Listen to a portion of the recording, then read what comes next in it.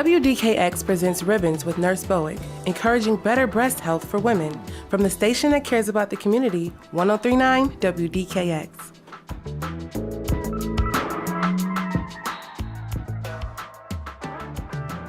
Hello, Rochester. This is Nurse Bowick. Today, I'm taking you along on a very special appointment, my annual mammogram. I'm taking you along because according to the American Cancer Society, African Americans have the highest death rates and the shortest survival time of all racial and ethnic groups in the United States for most cancers. Breast cancer tends to appear in African American and Latino women at an earlier age in more advanced forms. Many women with early breast cancer have no symptoms at all. Ladies, that is why it is so crucial to get screened before symptoms even have a chance to appear. So come along.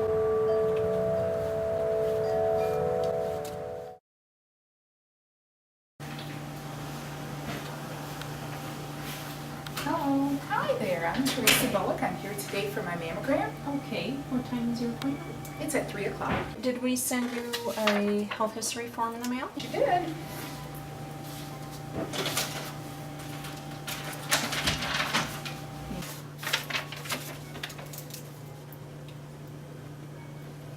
I'm going to send you down to desk 5 and Barb will check you out. Okay. Thank you so much. Thank you. I've changed. These gowns are never flattering.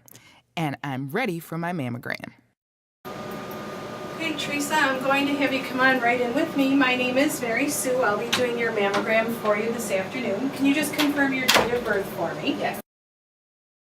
Since your last mammogram, any problems or changes, anything you're concerned about? No problems at all. Okay.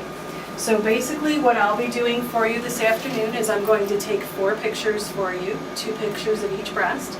One will be from the top down. The compression will release, we'll reposition, and we'll do a side view. So you'll have a total of 4 pictures this afternoon. You'll be under the compression for as long as it takes to expose the mammogram. To make the image, it's usually a matter of seconds. That compression will release automatic as soon as the image is captured. Is it gonna hurt? It's uncomfortable. You should not feel pain. If you're feeling pain, I want you to let me know so I can reposition you. You'll feel some discomfort with compression and it releases very quickly after we take the picture. Teresa, if you would reach up with your left hand, hold on to the bar straight across from your level. Turn your head all the way to your left, and we're just going to do this first picture from the top down. Okay. Good. Wait a little bit. We'll bring the compression down. Okay, a little more pressure. You doing okay? Doing okay. Okay, now I'm going to go take the exposure. You're going to hold still just like that. And right now you're just going to hold your breath for me. Okay, great. Picture's done. You can step back. Okay. Okay, Teresa, now we'll do a side picture. So the machine's going to turn. And then I want you to turn your feet and hips in towards the machine. Okay. Left hand is going to go up on the bar. The right hand stays down. Open this up. Good. Perfect. Pressure comes down again. And then just look over your left shoulder. Perfect. And once again, I'm just going to have you hold your breath for me. Okay, good. You can breathe. And step back. Okay, Teresa, you're all set. Your mammogram is finished. Since you've decided to wait for results this afternoon, I'm going to put you back into our waiting room. You'll keep your gown on, and as soon as the results are ready, we'll let you know. Now, how long will it take for me to get the results? Generally, we ask you to plan on at least 1 hour from now. It can be more or less, but we ask you to plan on at least 1 hour from now. What if I do need additional pictures? If you do need additional pictures, basically we'll bring you back into the room. Most of the time when we do additional pictures, the doctor wants to look at your breast in a different position, sort of spread your breast tissue out a little bit differently from what we've already done. So if they need any additional views, we'll come back and let you know. Again, you'll go back to the waiting room while they read those, and then they'll come out with results if the mammogram is complete after that. The waiting room. That's the tough part. The waiting room is the tough part. Absolutely. Try to make yourself comfortable, have some tea. There's shawls out there should you get chilly, and we'll try to be out there as soon as we can for you. Waiting, Waiting, waiting. This is the hard part. The wondering. The what if. If this test comes back positive, everything in my life changes in an instant. Good afternoon, ladies. Hi, ladies. I'm Denise. I'm one of the patient advocates. Just coming to check on you. Have you had your mammogram yet today? Yes, I did. Okay, about what time was your appointment? It was about an hour ago. Okay, we do try to get you out by usually an hour and a half. If it gets up close to 2 hours, please stop myself or one of the other patient advocates and we'll check on it for you because we do like to get you out in a timely manner. Denise, what does a patient advocate do? We're here for care and concern for the patient, inform family members if someone has to have any kind of biopsies done or any other procedures, to keep people informed what's going on, to help the patients if they have been diagnosed, to get contacted with certain groups that we have in town that can help them out through support. We're here basically to make sure everything runs smoothly, keep the information between the patient and the doctor, and try to keep everyone as calm as possible. Thank you. I need that because this is the tough part for me, the waiting. Oh, I know. I hear that every day. I hear that every day from our patients, whether it's their first mammogram or they've had 20 of them. They're nervous because screening you can find things on screenings. I mean, that's why people come in to have their mammograms. And that's why people are nervous, but you gotta have it done. Yes.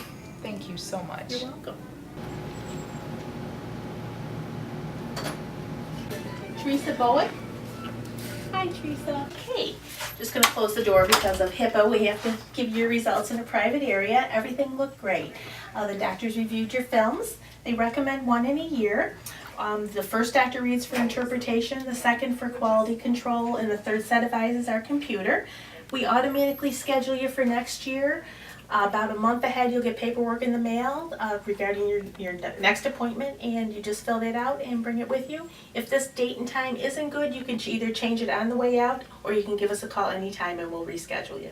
Thank you. I feel like I can finally exhale. Good, I'm glad. Dr. Dustunis provided some valuable information on the new law that takes effect January 1st, 2013, affecting mammography. So the new legislation, which becomes effective January 1st, 2013, states that you are to inform women if they have dense breasts. Right, because there are studies out there in literature saying that having dense breasts may put you at a higher risk. And you can almost see that because I'm telling you, I have trouble reading this mammogram, so I don't see everything. So you may have a small tumor that will go undetected until it becomes noticeable by feeling it, by palpation. Your doctor may feel it before we see it on the mammogram. In conjunction with other risk factors, like a family history of breast cancer, this dense breast becomes, even more important because now there's additional risks there. You have a family history, you're a young premenopausal woman that's menstruating, that tissue is active, and I can't see everything I can see on that screening mammogram. So then ultrasound may be offered to that patient. If you're at enough high risk with other additional risk factors, along with the family history, the genetic predisposition, women get tested and they may have that gene for breast cancer. And those women are at a higher than 20% lifetime risk of developing breast cancer.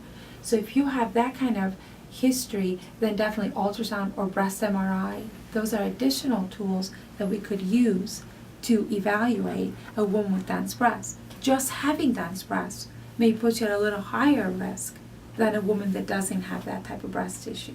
Okay. We don't want to alarm because what may end up happening is every woman with dense breasts will want to have additional studies, and we'll end up finding a lot of things with ultrasound, but a lot of things that will turn out to be okay. Help me to understand triple negative breast cancer, because there seems to be a lot of information out there in the correlation with the triple negative breast cancer in African American and Latino women. Right. So when you look at numbers, the incidence overall of African American women is actually lower than white women for breast cancer. When you look at all cancers, that is a different story for African American women. They seem to be more at risk for all cancers that come. But when you look at breast cancer, the incidence of breast cancer was going up, but then screening mammography happened sometime in the 80s. And then the incidence started going down for white women and also African American women and minorities. But for women up to age 45 in the African American population, that incidence is higher than the white women. So we're not reaching those young African American women.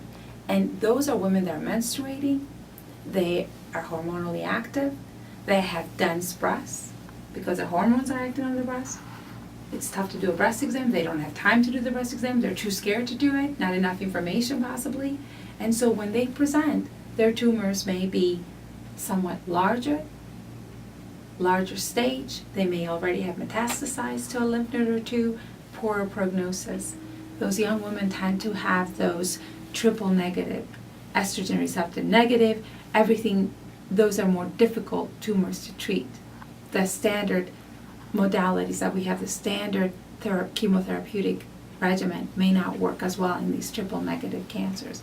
But I want to be clear that most African American women, although the fear is out there for those triple negatives, most African American women will have estrogen receptor positive tumors. They will have good type of cancers that can be treated with chemotherapy. So they need to get themselves examined, they need to get checked, they need to have their screening mammograms.